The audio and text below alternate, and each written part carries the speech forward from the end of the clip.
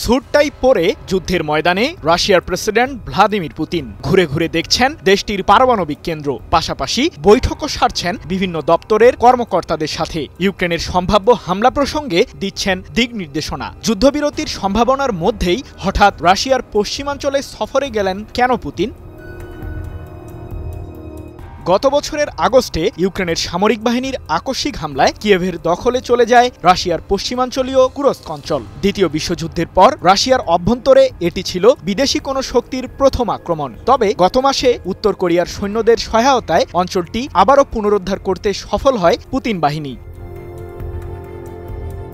ইউক্রেনীয় বাহিনীর কাছ থেকে রাশিয়ান অঞ্চলটি সম্পূর্ণভাবে পুনরুদ্ধারের পর প্রথমবারের মতো কুরস্ক সফরে গেছেন রুশ প্রেসিডেন্ট পুতিন। ২০ মে তিনি এই সফর করেছেন। এ সময় তিনি কুরস্ক অঞ্চলের বিভিন্ন পর্যায়ের নেতা ও স্বেচ্ছাসেবকদের সাথে বৈঠক করেন। এছাড়াও নির্মাণাধীন একটি পারমাণবিক বিদ্যুৎ কেন্দ্র ঘুরে দেখেন পুতিন। ২১ মে এক প্রতিবেদনে বিষয়টি নিশ্চিত করেছে মার্কিন সংবাদ মাধ্যম CNN। এদিকে ইউক্রেনের বিরুদ্ধে সাময়িকভাবে ৩০ দিনের জন্য যুদ্ধবিরতিতে যেতে রাশিয়ার প্রতি আন্তর্জাতিক চাপ অব্যাহত রয়েছে। এমন ক্রমবর্ধমান চাপের মধ্যেই পুতিনের কুরস্ক সফর যুক্তরাষ্ট্রসহ পশ্চিমাদের নেতিবাচক বার্তা দিচ্ছে বলে দাবি সংবাদ মাধ্যম CNN-এর। তার এই সফরের ঠিক একদিন আগে মার্কিন প্রেসিডেন্ট ডোনাল্ড ট্রাম্পের সাথে ফোনালাপ করেন পুতিন। তবে ইউক্রেনের বিরুদ্ধে সংঘাত বন্ধ প্রসঙ্গে কোনো স্পষ্ট বার্তা দেননি রাশিয়ার প্রেসিডেন্ট, যার ফলে যুদ্ধবিরতি নিয়ে আবারও তৈরি হয়েছে ধোঁয়াশা।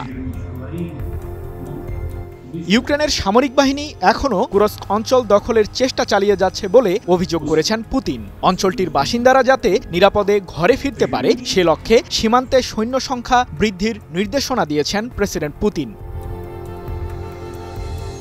শান্তি চুক্তির আলোচনায় দর কষাকষির জন্যই মূলত কৌশলের অংশ হিসেবে কুরস্ক অঞ্চল দখলে নেন ইউক্রেনের প্রেসিডেন্ট ভলোদিমির জেলেনস্কি। গত সপ্তাহেও অঞ্চলটি দখলে নিতে জোর চেষ্টা চালিয়ে যাচ্ছিল তার বাহিনী। এ প্রসঙ্গে জেলেনস্কি বলেন, আমরা কুরস্ক ও বেলগোরদ অঞ্চলে আমাদের সক্রিয় অভিযান চালিয়ে যাচ্ছি। টানা সপ্তমবারের মতো বেস্ট টিস্যু পেপার ব্র্যান্ড হিসেবে স্বীকৃতি পেয়েছে বসুন্ধরা টিস্যু। সম্প্রতি ২৭৩টি ড্রোন দিয়ে ইউক্রেনে হামলা চালায় রাশিয়ার সামরিক বাহিনী, যা ছিল যুদ্ধ শুরুর ৩ বছরের মাথায় সবচেয়ে বড় ড্রোন হামলা। যদিও ৬৩টি ড্রোনকে ভূপাতিত করার দাবি করে কিয়েভ। এই হামলায় অন্তত একজন ইউক্রেনীয় নাগরিক নিহত হওয়ার দাবিও করে দেশটি। সৃজন মাহমুদ, নিউজ 24।